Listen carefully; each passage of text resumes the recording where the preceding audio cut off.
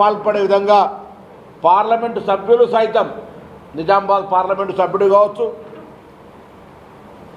రాష్ట్రంలో భారతీయ జనతా పార్టీ నాయకత్వానికి సంబంధించినటువంటి ఇద్దరు ఒకరికొకరు ఎజెండా మార్చుకునిగా ఒకటే సింగిల్ ఎజెండాగా ఉండి కాంగ్రెస్ పార్టీ ప్రభుత్వాన్ని బ్లేమ్ చేసే ఎజెండాతోటి ఎన్నికల ప్రచారానికి వరకు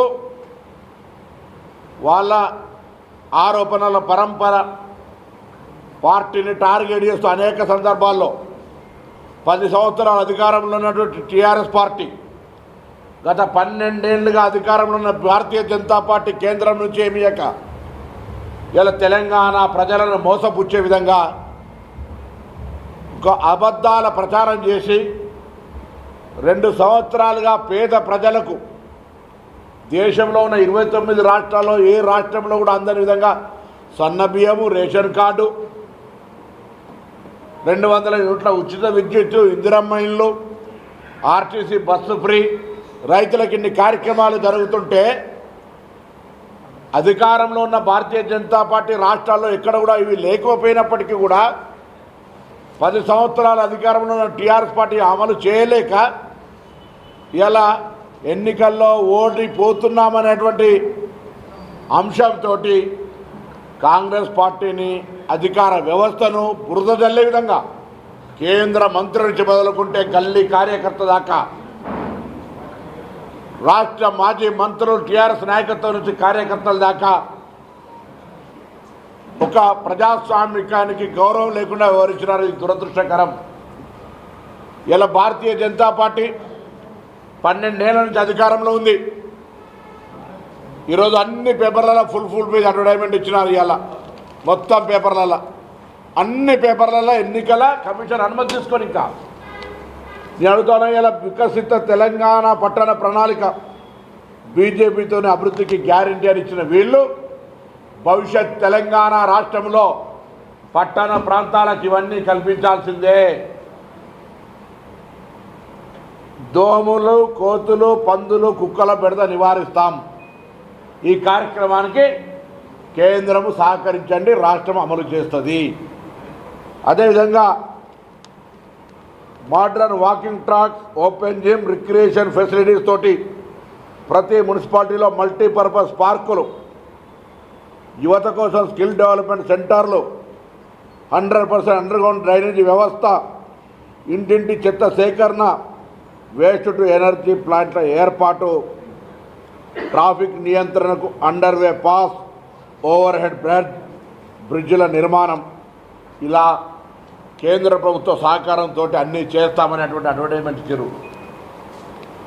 మీరు అధికారంలో లేకపోతే మున్సిపాలిటీలో గెలిస్తే రాష్ట్ర ప్రభుత్వము, కేంద్ర ప్రభుత్వం కింద మీద వైభవ్, కానీ పట్టణ ప్రజల అవసరాలు మాత్రం మీరు చెప్పినటువంటి విధంగా తీర్చాల్సిందే. ఇలా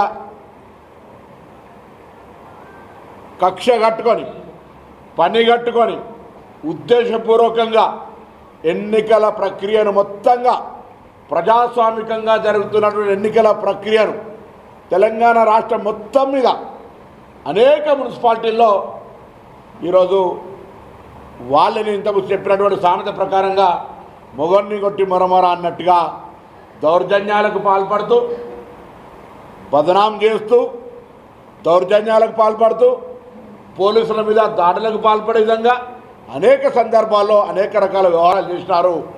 వీడియోలు అనేకంగా ఉన్నాయి. ఇలా పత్రికల్లో, మీడియాలో చూస్తూ ఉన్నాం. చాలా జాగాల్లో ఓటర్లను ప్రలోభ పెట్టడానికి 10 సంవత్సరాల అధికారంలో ఉన్న ఆ పార్టీ, ఈ పార్టీ విచ్చలవిడిగా డబ్బులు ఖర్చు చేసి ప్రలోభ పెట్టే ప్రయత్నం చేసినారు. ముఖ్యమంత్రిని, మినిస్టర్స్ను, ఎమ్మెల్యేలని, నాయకులను టార్గెట్ చేస్తూ ఈరోజు Bharatiya Janata party, TRS party కలిసి వ్యవహారం నడిపే విధంగా వ్యవహారం చేసింది. ఇలా ఎవరన్నీ చేసినా కాంగ్రెస్ ప్రజాపాలన ప్రభుత్వం, రేవంత్ రెడ్డి గారి నాయకత్వంలో ఉన్న ఈ ప్రభుత్వం రూరల్ పబ్లిక్ ఏ విధంగానైతే సర్వీస్ చేస్తూ ఉన్నామో అర్బన్ పబ్లిక్ కూడా మా మీద విశ్వాసం పెట్టి అర్బన్ డెవలప్మెంట్ అనేటువంటిది కాంగ్రెస్ తోటే సాధ్యం, భవిష్యత్తు 3 సంవత్సరాలు కూడా ఇంకా అధికారంలో ఉండి మళ్ళీ 5 సంవత్సరాల అధికారంలోకి వీళ్ళే వస్తారు కాబట్టి తప్పకుండా కాంగ్రెస్ పార్టీకి సంబంధించినటువంటి ప్రతినిధులనే ఎన్నుకోవాలి, వాళ్ళకి అవకాశం ఇవ్వాలి అనేటువంటి ఆలోచనతో ప్రజలు కాంగ్రెస్ పార్టీని గెలిపించే విధంగా చర్యలు తీసుకున్నారు. వాళ్ళు నేను ఈ సందర్భంగా ధన్యవాదాలు తెలియజేస్తా ఉన్నా. ఎవరెన్ని కుట్రలు కుతంత్రాలు చేసినా, ఎవరెన్ని రకాలుగా దుష్ప్రచారాలు చేసినా, ఎంత ప్రభుత్వంను విమర్శించేటువంటి ప్రయత్నం చేసినా, అరాచకత్వం సృష్టించే ప్రయత్నం చేసినా, శాంతి భద్రతలకు భంగం కలిగించాలని చూసినా ప్రజలు నిబ్బరంతో కాంగ్రెస్ వైపు నిల్చున్నారు. రాష్ట్ర వ్యాప్తంగా మెజార్టీ 80% పైన కాంగ్రెస్ మున్సిపల్